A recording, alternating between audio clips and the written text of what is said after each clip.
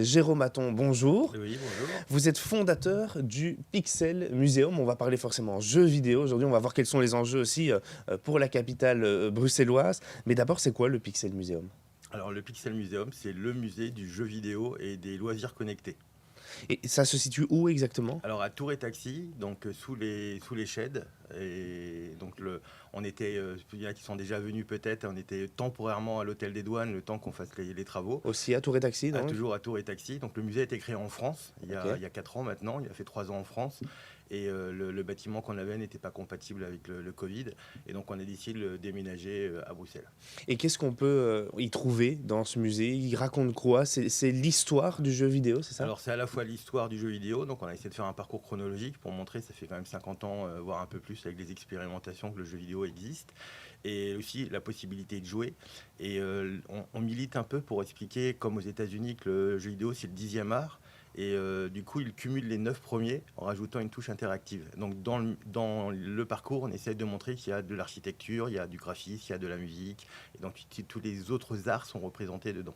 Ça fait un an que le musée Et est à à Bruxelles, Bruxelles. tout à fait. Il est temporaire ou il a vocation à durer, à déménager ou pas? Ah non, donc maintenant il a trouvé son endroit définitif, on a fait d'énormes travaux et c'est un musée permanent. Par contre, on a des expositions temporaires, donc il y a à peu près 30% de la collection qui tourne tous les 3 mois actuellement, et encore pour quelques jours, on a l'exposition James Bond, donc à la fois des objets James Bond et tous les jeux vidéo issus de la licence pour la sortie On essaie de suivre l'actualité, et on avait eu les Pokémon avant, et on essaie voilà, de toujours proposer. Il y a beaucoup de gens qui reviennent régulièrement. On a même mis en place des abonnements à l'année maintenant. Comme on peut beaucoup jouer, les bornes d'arcade tournent aussi beaucoup. Et donc là, on essaye de proposer tout le temps des choses nouvelles.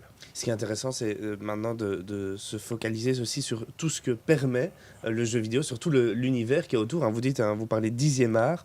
Est-ce que vous avez l'impression que parfois c'est un secteur qui est mal vu, qui est rabaissé? Est-ce qu'il y a une sorte de critique envers le jeu vidéo en disant c'est peut-être que des geeks qui s'intéressent à ça ou pas? Oui, bah, il y a toujours Miyamoto, le grand créateur de Mario, disait qu'avant c'était le rock'n'roll. Moi, quand j'étais plus jeune, c'était les jeux de rôle, c'est des trucs qui abrutissaient les jeunes, le rap. Le jeu vidéo, je pense qu'il y a vraiment quelque chose qui est en train de basculer, puisque tout le monde a une histoire avec le jeu vidéo. Et donc, effectivement, c'est un peu comme le cinéma. Il y a entre les films de kung-fu et les films d'art et d'essai, il faut trouver son jeu. Et effectivement, il y a des dérives. Hein. Jouer 20 heures par jour, c'est pas bon, mais regarder la télé 20 heures par jour, ou voire même faire du sport 20 heures par jour, c'est pas bon. Donc il faut se cadrer. Et puis le jeu, maintenant, c'est quelque chose de vraiment très très vaste. On peut trouver tout le monde joue sur son téléphone.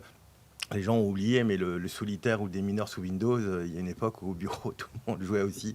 Donc on est quand même dans le pays qui a fait de la BD un art. Et donc je pense que les Belges, puisque je suis français, le musée a été créé en France, ont quand même un regard un peu moins critique que d'autres pays comme la France, par Et exemple. justement, c'est quel type de visiteurs qui viennent dans le musée? Est-ce que c'est un public plutôt nostalgique? Est-ce que c'est un public qui s'intéresse? C'est quoi comme type de En public? fait, c'est un peu tout. Et même moi, voilà, j'ai l'idée, ça fait 30 ans que je travaille sur l'ouverture de ce musée. C'était vraiment pour un peu combattre certaines idées reçues. Et on en a tous, et j'en avais aussi. Et je suis vraiment surpris par le nombre de seniors. Et il y a beaucoup de gens de 80, 90 ans qui ont aussi une histoire avec le jeu vidéo. Il y a probablement le premier e-sportif de l'histoire qui m'a apporté sa coupe, monsieur de 80 ans qui a gagné la coupe sur Pac-Man en 1982, le premier championnat du monde. Et il avait une coupe sur sa cheminée qui m'a apporté pour le mettre au musée. Et oui, il y a vraiment, comme on disait, Tintin, 7 à 77 ans, mais c'est encore plus large que ça, quoi. En général, c'est quoi les premiers souvenirs qu'ont les gens? C'est quelle peut-être pièce qui marque le plus les esprits dans le musée, où les gens s'arrêtent le plus longtemps? Alors, il y a beaucoup la micro, puisque les gens ont découvert souvent donc je parle pour les parents, le Commodore 64, l'Amiga, l'Atari ST, ce genre de choses. Et donc, comme il existe déjà des musées de l'informatique, j'ai pas énormément d'ordinateurs, j'ai pas voulu, mais je suis en train de l'étendre parce que si justement ils trouvent pas leur premier ordinateur, ils sont un peu déçus. On a beaucoup les Game Watch, notamment le Donkey Kong que beaucoup de gens ont eu. Et puis après, c'est la NES, la Mega Drive, toute cette période-là.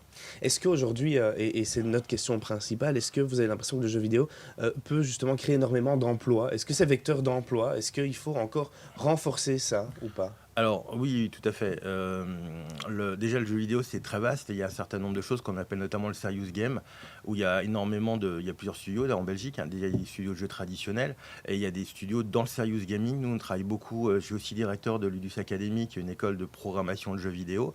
Et on a beaucoup travaillé dans la santé, notamment pour gérer la douleur de l'enfant, mais ça peut être pour comprendre les institutions, donc il y a énormément de jeux vidéo qui sont pas que pour le divertissement. Et là, la Belgique est plutôt bien placée. Il y a un savoir-faire. On sait raconter les histoires, hein. La place de la Belgique dans la BD, c'est pas pour rien. Et donc, il y a un certain nombre de choses, mais qui sont peut-être pas les gros monstres. C'est un peu voilà, comme Hollywood et les petits studios indépendants, le cinéma belge. On a beaucoup de petits jeux vidéo qui ont à peu près cette même échelle. Et là, il y a de l'emploi. Les élèves, donc c'est 8 ans que j'ai cette école en Belgique et tous mes élèves trouvent du travail. Pas forcément dans le jeu vidéo, puisque l'informatique, c'est large, les concepts sont les mêmes. Mais il y a une demande, notamment dans l'ergonomie, dans cette recherche. Dans une voiture actuellement, si on regarde les tableaux de bord, ça s'approche de plus en plus d'un jeu vidéo.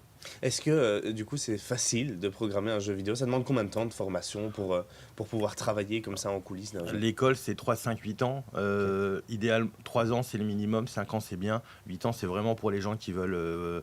On est dans un doctorat, donc vraiment dans la recherche.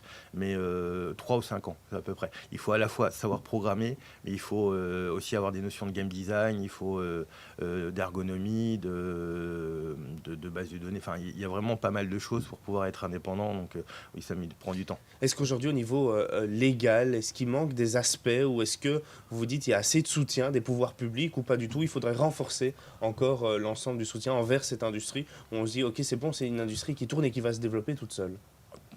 Il n'y a pas une industrie, je pense qu'il n'y a pas besoin d'aide, donc je ne vais pas dire non. Après, elle n'a pas forcément besoin d'une aide particulière. Je pense qu'on a par contre besoin de faire de la pédagogie. C'est d'ailleurs pour ça que le Pixel Museum existe. Comme je disais, chacun doit trouver son jeu. Je pense qu'on a fait beaucoup de prévention sur le fait qu'on ne regarde pas un film interdit au moins de 18 ans lorsqu'on est un enfant. Il n'y a pas encore, je pense, cette culture dans le jeu. Et on met des jeux inadaptés aux enfants. Il y a des gens qui jouent à GTA, qui est un très grand jeu, personne ne va le redire, mais quand on a 5 ans, c'est comme de regarder Orange Mécanique à cet âge-là. C'est pas adapté, c'est pas bon. Et je pense que là, il faut vraiment faire de la pédagogie, je dirais plus à Monsieur Tout le Monde et aux enfants sur justement l'image, la violence qu'il peut y avoir et dire que c'est pas des mauvais jeux, que c'est juste des jeux pas adaptés à tel âge, quoi. Quelle évolution vous constatez au cours des 20 dernières années? Est-ce que le jeu a énormément évolué depuis 2000? Depuis 2000, il y a eu quelques étapes. Beaucoup de gens pensent que la VR ou la R, donc la réalité virtuelle, la réalité augmentée, pour ceux qui n'ont pas les acronymes, c'est l'avenir. J'y crois personnellement pas trop, parce que je pense qu'au contraire, on a besoin de jouer ensemble, de se voir. Je pense que le succès de la Wii le montre. Ça a pu remettre des générations ensemble, parce que la Wiimote était simple. Je pense que le il n'y a pas eu beaucoup de révolution. Les PlayStation elles sont juste plus puissantes les unes les autres. Nintendo essaye de faire des choses intéressantes. Je pense que le modèle hybride de la Switch, de jouer dans le salon, de jouer tout seul et de continuer le même jeu, c'est vraiment quelque chose d'intéressant. Mais justement, on a besoin vous parliez de l'aide, comment aider les gens. Je pense qu'il faut trouver les jeux de demain. Mais le jeu, au sens propre, n'a pas beaucoup évolué non plus depuis 300 ans. Les échecs, les règles sont les mêmes. Donc il n'y a pas de raison forcément qu'on réinvente les choses. La BD, c'est pareil, n'évolue pas. Par contre, il faut trouver des idées nouvelles et des idées originales. Et ça, par contre, il y a vraiment beaucoup, beaucoup de choses. À quoi on peut s'attendre du coup pour les 20 prochaines années au niveau du jeu vidéo? Quelles sont les prochaines évolutions qui vont arriver ou les nouvelles créations qui sont attendues? Moi, je crois beaucoup à l'holographie. Effectivement, je pense qu'on a besoin de se voir. Donc, s'isoler sous un casque avec des choses compliquées, ça me semble difficile. Par contre, dès qu'on aura effectivement pouvoir avoir des objets qui se matérialisent, on a vu beaucoup aussi avec les Skylanders, les Amiibo, avoir un jeu vidéo plus des objets physiques et interagir avec. Donc je pense qu'il y a à la fois le côté collectionneur où on a tous de petits objets, et puis le côté on a besoin de toucher les choses. Donc je pense que on va continuer dans ces voies-là. Pour clôturer cette interview, est-ce que vous pouvez nous rappeler où se trouve du coup le Pixel Museum et où est-ce qu'on peut vous suivre peut-être sur les réseaux sociaux ou Alors, sur Internet? donc c'est www.pixel-museum.brussels. Donc on est à Tour et Taxi dans les caves des Sheds. Maintenant, ça n'a pas toujours été très très bien fléché.